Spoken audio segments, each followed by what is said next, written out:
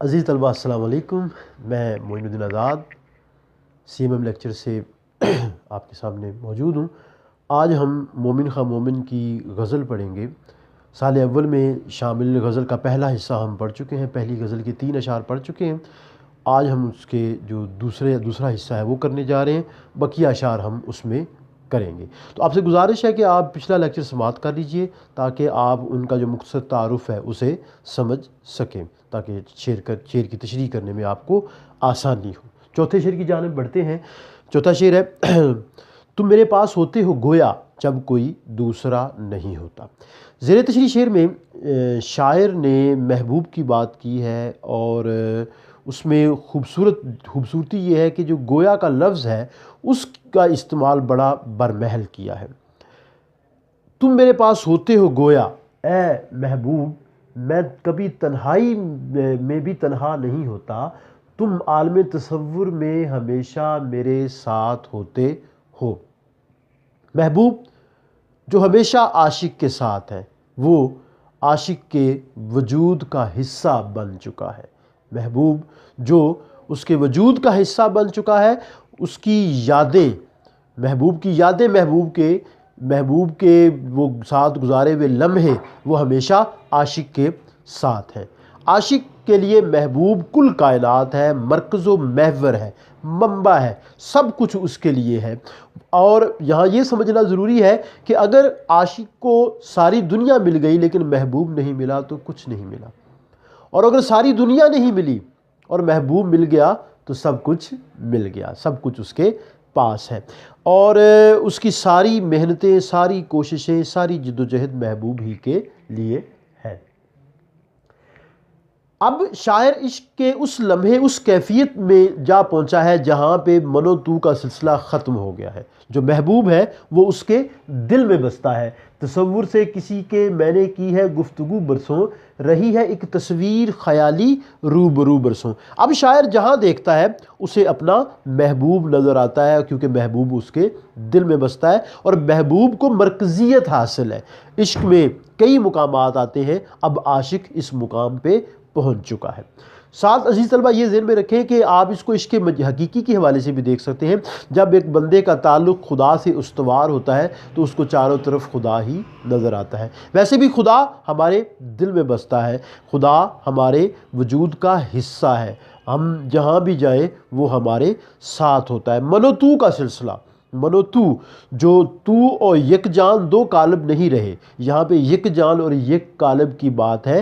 جو محبوب ہے وہ دور ہے لیکن پھر بھی ساتھ ہے، جدھر دیکھتا ہوں نظر آتے تم ہو، یہ جانے جاؤ کوئی تم سا ہے یا واقعی تم ہو۔ تو محبوب چاروں طرف ہے، ہر طرف ہے، دل میں بھی اس کے محبوب ہے، سامنے بھی اس کو محبوب ہی نظر آتا ہے۔ اب وہ کھو جاتا ہے، محبوب کی یادوں میں کھو جاتا ہے۔ محبوب کا پاس ہونا تو اسے بے نیاز کرتا ہے، اب محبوب پاس نہیں ہے پھر بھی وہ دنیا سے بے نیاز ہے۔ اچھا خاصا بیٹھے بیٹھے گم ہو جاتا ہوں، اب میں اکثر میں نہیں رہتا تم ہو جاتا ہوں۔ تو من و تو کی کیفیت ہے، من و تو کی کیفیت، ہر طرف آپ کو اپنا محبوب نظر آئے۔ یہ سہل ممتنع کا بہت خوبصورت ترین شعر ہے۔ سہل ممتنع جیسے کہ میں نے بتایا کہ گہری بات جس میں ہوتی ہے بظاہر سادہ ہوتا ہے، تو غالب نے اس شعر کے بدلے کہا تھا کہ میں اپنا دیوان پیش کر دوں، پوری اپنی دیوان کی پیشکش کر دی تھی اس شعر کے بدلے، اور کیونکہ محبوب جو ہے وہ اس کو ہر طرف نظر آ رہا ہے تو غالب کو یہ شعر بہت پسند آیا تھا۔ عزیز طلبہ آپ کی دلچسپی کے لیے میں نے ایک فارسی کا شعر بھی لکھا ہے، وہ ذرا دیکھیے۔ من تو شدم تو من شدی، من تن شدم تو جان شدی، تا کس نہ گوید بعد عظیم من دیگرم تو دیگری۔ یعنی میں تو بن گیا ہوں اور تو میں بن گیا ہے، میں تن ہوں اور تو جان ہے، پس اس کے بعد کوئی نہیں کہہ سکتا کہ میں اور ہوں اور تو اور ہے۔ تو جو من و تو کا سلسلہ ہے اس کو جو شاعر ہے اس نے بہت خوبصورتی سے یہاں پہ بیان کیا ہے۔ یہ چوتھا شعر تھا۔ اب ہم 5ویں شعر کی جانب بڑھتے ہیں۔ حال دل یار کو لکھوں کیوں کر، ہاتھ دل سے جدا نہیں ہوتا۔ مبالغہ آ رہی ہے، اے محبوب، محبوب کو حال دل کیسے لکھوں جب میرا ہاتھ دل سے جدا نہیں ہوتا۔ مبالغہ رائی۔ اب ہوتا یہ ہے کہ جب ہمیں کہیں تکلیف ہوتی ہے، پریشانی ہوتی ہے یا درد ہوتا ہے تو ہم اس کو سہلاتے ہیں، ہم اس کو سہلاتے ہیں۔ وہ جو سہلانے کی کیفیت ہے وہ ہمیں اطمینان دیتی ہے، وہ ہمیں چین دیتی ہے۔ اس چین اور اطمینان کے لیے پھر ہم زخم سے ہاتھ نہیں ہٹاتے۔ شاعر دکھی ہے، غم زدہ ہے، پریشان ہے، اور اس پریشانی کے عالم میں وہ اپنے محبوب کو کچھ بتانا چاہتا ہے، لکھنا چاہتا ہے، لکھ کے اپنا مدعا پہنچانا چاہتا ہے، لیکن وہ اس سے بھی قاصر ہے۔ کیوں قاصر ہے؟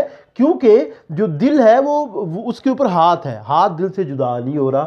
محبوب کو درد کی کیفیت بیان کرنے کے لیے ہاتھ کو دل سے ہٹانا پڑے گا، دل سے ایک طرف کرنا پڑے گا۔ غالب نے کہا تھا درد دل لکھوں کب تک جاؤں ان کو دکھلاؤں، انگلیاں فگار اپنی خامہ خون چکا اپنا، کہ جو انگلیاں ہیں ان سے خون بہہ رہا ہے، انگلیاں کٹ چکی ہیں، ان سے خون بہہ رہا ہے، خط کیسے لکھا جائے؟ تو وہی کیفیت یہاں پہ بیان کی گئی ہے کہ محبوب کو میں خط لکھنے سے بھی قاصر ہوں۔ ذوف نے بڑا کام کیا ہے طاہر، سر در یار پہ جھکایا تو اٹھایا نہ گیا۔ اب وہ کیفیت ہے کہ دکھ اور پریشانی میں وہ کچھ بھی کرنے سے قاصر ہے اور مسلسل اپنے زخم کو اپنے ہاتھ سے وہ سہلا رہا ہے۔ ذوق نے کہا تھا لکھیے اس کو خط میں، لکھیے اسے خط میں کہ ستم اٹھ نہیں سکتا، پر ذوف سے ہاتھوں میں قلم اٹھ نہیں سکتا۔ تو مسلسل درد کی کیفیت، مسلسل پریشانی کی کیفیت، اور وہ اپنے دل کو سہلا رہا ہے۔ عزیز طلبہ، یہ تھا 5واں شعر۔ اب ہم 6ٹھے شعر کی جانب بڑھتے ہیں۔ چارہ دل سوائے صبر نہیں، سو تمہارے سوا نہیں آتا۔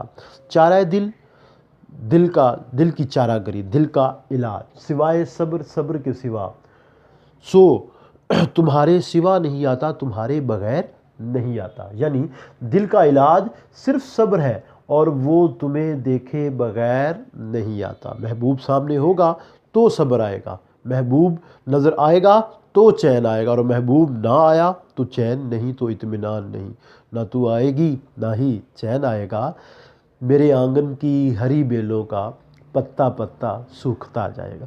تو چین کے لیے محبوب ضروری ہے۔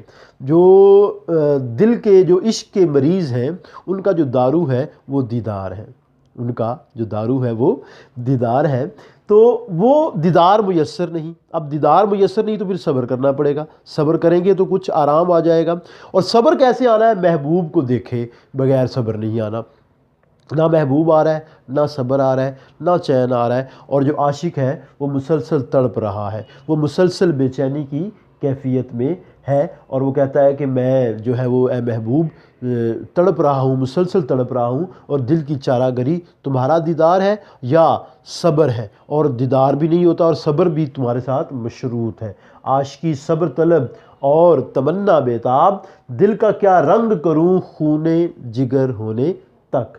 میر تقی میر نے کہا تھا صبر تھا ایک مون سے ہجراں، سو وہ مدت سے اب نہیں آتا۔ محبوب آئے گا تو ہی چین آئے گا، تو ہی سکون ملے گا، تو ہی اطمینان ملے گا، لیکن افسوس کہ محبوب نہیں آ رہا اور صبر بھی میسر نہیں ہے۔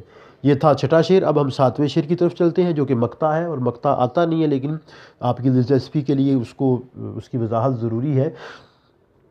کیوں سنے عرض مضطرب مومن، صنم آخر خدا نہیں ہوتا۔ عرض مضطرب، بے چین شخص کی درخواست، صنم محبوب کے لیے لفظ استعمال ہوا ہے، خدا نہیں ہوتا۔ اے مومن، تیرا محبوب خدا تو نہیں ہے جو تیری فریاد سنے۔ جیسا کہ میں نے پہلے گزارش کی تھی کہ مومن نے اپنے نام کا بہت خوبصورتی سے استعمال کیا ہے، تو یہاں پہ بھی وہ کہتے ہیں کہ اے مومن، تیرا محبوب خدا تو نہیں جو تیری فریاد سنے۔ مومن اور خدا، مومن اور خدا کا تعلق یہاں پہ بیان کیا گیا ہے، اور یہی اس شعر کی خوبصورتی ہے۔ مقطع ہے، تشریح میں آپ کو آتا نہیں ہے لیکن اس کی ہم نے وضاحت کر دی کہ اے مومن، تیرا محبوب خدا نہیں ہے۔ خدا تو سنتا ہے، اپنے بندوں کی سنتا ہے، لیکن محبوب خدا نہیں ہے، وہ تیری بات کیوں سنے۔ چل دیے سوئے حرم کوئے بتاں سے مومن، جب دیا رنج بتوں نے تو خدا یاد آیا۔ عزیز طلبہ، یہ تھی آج کی غزل، اس کا دوسرا حصہ آپ نے سماعت کیا۔ امید ہے آپ کو پسند آیا ہوگا۔ اسے سبسکرائب کیجئے، لائک کیجئے اور شیئر کیجئے تاکہ علمی سلسلہ آگے چلتا رہے۔ اور ساتھ یہ گزارش کر دوں کہ فیس بک پہ بھی ہمارا اسی نام سے پیج ہے، اسے بھی لائک کیجئے تاکہ آپ کو تازہ ترین اپڈیٹس ملتی رہیں۔ اگلے لیکچر کے ساتھ دوبارہ حاضر ہوں گے، تب تک کے لیے بہت شکریہ۔ السلام علیکم۔